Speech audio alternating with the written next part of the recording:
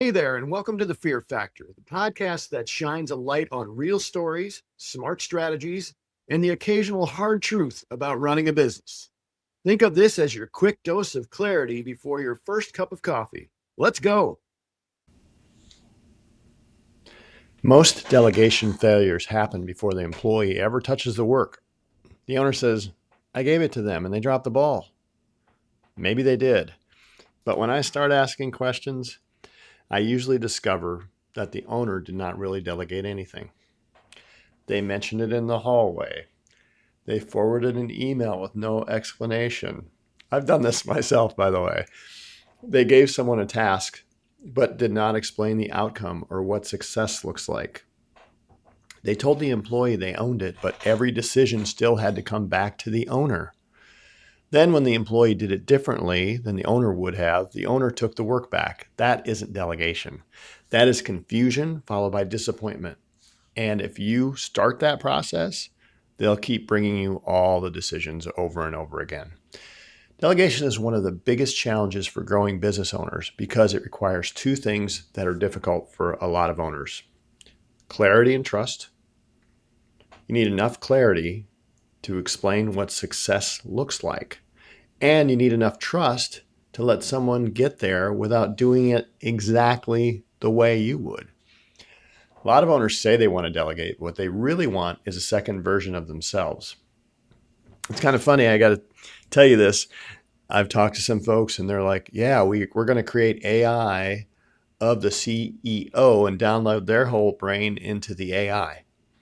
And that's such backward thinking, because as you build a team, you want to have people that have different thinking than you and complement your strengths. And you want them to learn decision making, make critical decisions, and maybe make decisions that are different than you. And that's how they grow, and that's how they're engaged. Otherwise, they're just a robot talking to a robot. So I think of leadership and delegation, I think of letting people and encouraging them and empowering them to make decisions on their own within the parameters that we've described. So someone who knows everything they know, notices everything they notice, cares exactly as much as they care, and every decision they make the same way they would make it, is not a perfect employee. It's an impossible situation. No employee is ever going to do everything exactly the same as you do, and they don't want to, and you don't want them to. Even if you found that employee, they wouldn't want to spend their whole career waiting for you to approve every decision. That's not motivational. Delegation doesn't mean lowering your standards. It means making your standards clear enough that someone else can meet them. There are three things owners regularly confuse with delegation. The first is dumping. Dumping is when you hand someone a task because you no longer want to deal with it. There's no context. There's no clear outcome. There's no conversations about priorities. You just move it from your piles to their piles. That doesn't feel good. And it leaves the person that's supposed to do this task just drifting and really confused and frankly scared they're going to screw it up. The second is abdication. Abdication is when you hand something over and you completely disappear. You provide no training, no checkpoints or check-ins, no feedback. And then they come back to you and the deadline is here. And then you look surprised that it's wrong or it's not what you expected. The third is micromanagement. Everybody loves micromanagement, right? Micromanagement is when you technically give someone responsibility, but you can continue controlling every step and every decision. You tell them what to do, you tell them how to do it, you tell them when to do it, which words to use, which color that you prefer, which font, whatever that is, but micro stuff that they can figure out on their own. Tell them which button to press. You interrupt them every 15 minutes to see whether it's done and how it's done and how they're doing. You've transferred the labor, but you have not transferred ownership. Ownership is what we're really trying to get to, ownership of the decision and the outcome. So real delegation sits between abdication and micromanagement. The person has a clear result to own. They understand the boundaries. They have the authority to make appropriate decisions. and there's agreed upon rhythm for communication and accountability. When delegation fails, I usually find one of 4 problems. First, there's an unclear outcome. We don't know what success looks like. Owners frequently delegate activities instead of results. They say, follow up with these leads, handle this schedule, take care of the customer, get the proposal out. These are activities. They do not define success. For instance, leads. How quickly should the leads be contacted? How many attempts should be made with them? Do you want to make sure the information is captured in the CRM? When should the owner be notified about this? What does a good schedule look like? What promise has been made to the customer? When is the proposal due and what needs to be included? The employee can't consistently meet a standard that only exists inside the owner's head. You have to make the invisible visible. Second problem is responsibility without authority. That's a big one. You tell someone they are responsible for an outcome, but they are not allowed to make the decisions required to produce it. They own customer satisfaction, but can't issue a reasonable refund. They own scheduling, but can't move appointments. They own sales follow-up, but they can't adjust the proposal. They manage employees, but they can't address performance problems without getting permission first. That's not ownership. That's being held accountable for something you do not control. You have to define decision rights and parameters. What can this person decide independently? What requires a conversation? What requires approval? And what financial limits apply? What situations should be immediately escalated? Clarity about authority protects both the owner and the employee. The employee is not guessing where the boundaries are. The owner is not being pulled into decisions that should happen elsewhere, that they should be able to make without coming to the owner. Okay, so the third problem is no check-in, no checkpoint until the deadline. A lot of owners think checking in means they are micromanaging. It does not. Checking every detail every hour is micromanaging. And agreeing on a reasonable check-in, say quarter of the way through the task and 3/4 of the way through the task or assignment, is very reasonable. So for instance, if an assignment takes 3 weeks, you don't wait until the end of the 3rd week to discover that the employee misunderstood it on day 1. You set a check-in and a checkpoint early enough to correct direction without taking the work back. So what is a check-in? It's not, are you done yet? It is more like, okay, show me where you are in this project. What is working? What is unclear? Do you need any decisions from me? Are we still on track for timeline and outcome that we agreed to? So that conversation can really develop the employee's thinking, and it also allows you to coach instead of rescue. Oh, and by the way, you get the task done on time too, which is pretty nice.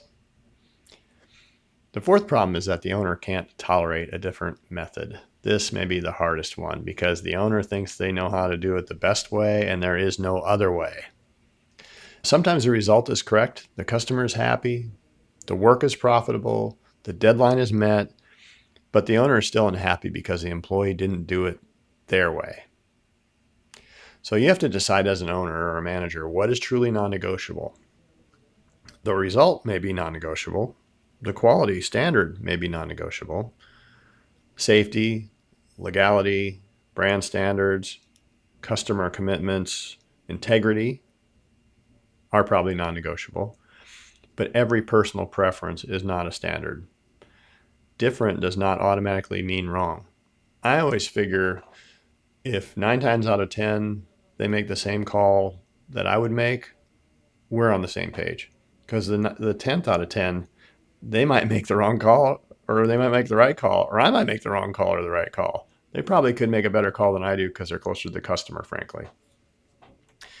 So as a manager, though, if you correct every little nitpicky thing that doesn't really mean anything in the long run, your team's going to stop using judgment and they're just going to come to you for everything. And the business is going to be bottlenecked and the employees are going to be frustrated.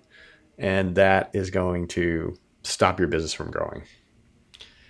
So, because if you're teaching them that the safest decision is to wait for you, nobody's going to take initiative. You actually train them not to.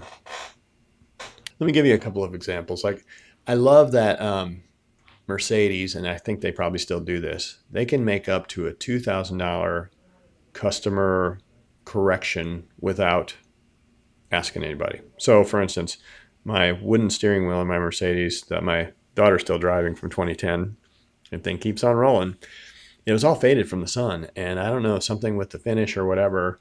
And I'm like, this looks terrible because the rest of the beautiful wood in there is awesome, and then you got this steering wheel that's discolored. They replaced that. That was not cheap, and they did it without any charge to me. They did it on their own.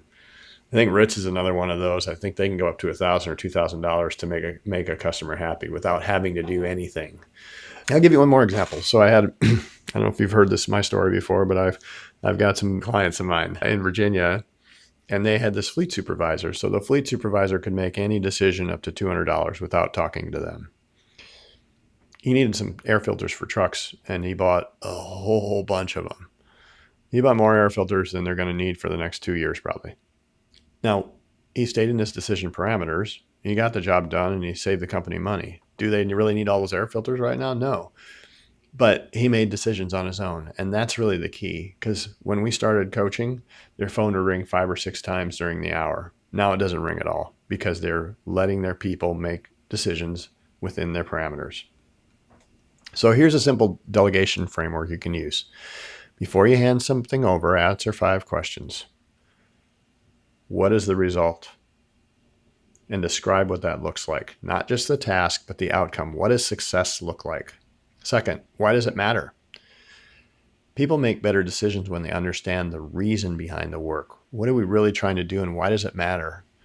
If they know how the task affects the customer, the team, the cash flow, the larger goal, the reputation of the company, they use judgment instead of blindly following instructions. Third, what are the guardrails? Define the budget, deadline, quality standard, legal requirement, customer promise, or other boundary that can't be crossed. Fourth, what authority does the person have? Be explicit. They can decide these things, and they need approval for the other things, parameters. I'll give you an example here. There's a book called It's My Ship.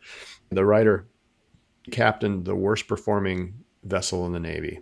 Worst performing from attrition of sailors, from safety standards, from accuracy of shooting, from standards on the ship, all of them the worst. And he took it to the best in the Navy. How did they do that? The book is called It's Your Ship for a reason, because he let these folks, he got down on their level and he let them make decisions in their decision-making parameters, very clear. If it involves potential loss of life, you got to come to the captain. If it involves potential damage to the ship, you got to come to the captain. Anything else within reason at their level of decision-making, they could do. That creates ownership and pride. Okay, so the fifth one. When will you check progress? Again, I like the quarter way done, 75% of the way done progress, and agree on that checkpoint before the work begins. So then don't hover, but just don't disappear either. Set a good rhythm. The other thing I like to do is have the employee or team member repeat back to me, and I'll set it up this way. I'll say, okay, I don't always communicate clearly, and sometimes I move too fast. Can you repeat back to me the task, what we're trying to accomplish, the checkpoints, and just give it back to me to make sure I communicated it clearly to you? That can make it easier for them to ask questions and not be worried about looking dumb. So set the rhythm, and then there's one more step owners often skip. Review the result afterwards. So do a postmortem on the project. And I would say do this with them, or ideally have them do a postmortem and bring it to you, and then you talk about it. What worked? What was unclear? What should be done differently next time? What can the employee now own without additional help? Because hopefully it's more. Delegation is not simply a way to remove work from your plate. It is how you build capacity in the business to scale. And the thing is, as our businesses grow, we're going to have to do more and more delegation. Otherwise, we will choke the business. So the first time you delegate something properly, it's going to take longer than doing it yourself. That's part of the deal. So you're going to have a negative time investment. It's normal. You are not only producing a result, you are building a person's ability to produce that result in the future. So the next time you delegate it, maybe it's time neutral. But every time after that, it's exponential time back into your life to do more important decision making and strategy to build your business. And the cool thing is, people love to have responsibility and ownership, and it grows employee morale as well. But I often hear owners like say, no, it's just faster if I just do it. It is faster the first time. You've done it 100 times. You know how to do it quickly and efficiently. But if you continue doing everything because you are currently the fastest person that can do it, you'll always be the fastest person. The business will always be dependent on you, and it will not be able to grow. So you have to accept a short-term time investment to create long-term capacity and scale. Here's your assignment for the week. Choose one responsibility you are still carrying around that someone else should eventually own. Ideally, this could also be something that you don't necessarily like to do, but it's a lower level that somebody else could do. Don't pick the most complicated responsibility in the company. Pick something real but manageable. Then write it down. Think about the result and write the result you expect, why it matters, the non-negotiable standards, the decisions the other person can make, the deadline, the check-ins, and how success will be measured. Then have a real conversation. Don't just send an email and call it delegation, and explain it and have the person repeat back what they understand to make sure you're on the same page. Give them a chance to ask questions and confirm that they have the authority to do the thing. Then let them work. They may not do it exactly like you. Good. The purpose of delegation is not to prove that you are the only person capable of doing the work. The purpose is to build a business where the work gets done without requiring you to touch every piece of it. Here's the bottom line. When delegation repeatedly fails, do not immediately assume you have a bad employee. First, examine the system around the delegation. Was the outcome clear? Was the authority real? Were the checkpoints agreed upon? Did you allow the person to use judgment? Did you provide coaching without taking the responsibility back and just doing it yourself? You may have a person issue or a people issue. Not everyone is right for every role, but clarity has to come before accountability. You can't fairly hold someone accountable for a standard you never explained, an outcome you never defined, or a decision you never allowed them to make. Done correctly, it's how you build a company that has control without requiring you to personally provide all of it. Delegation is not losing control. It's gaining momentum. So, and you think about this, if our definition of a business is a profitable enterprise that runs without you, then delegation is critical. All right.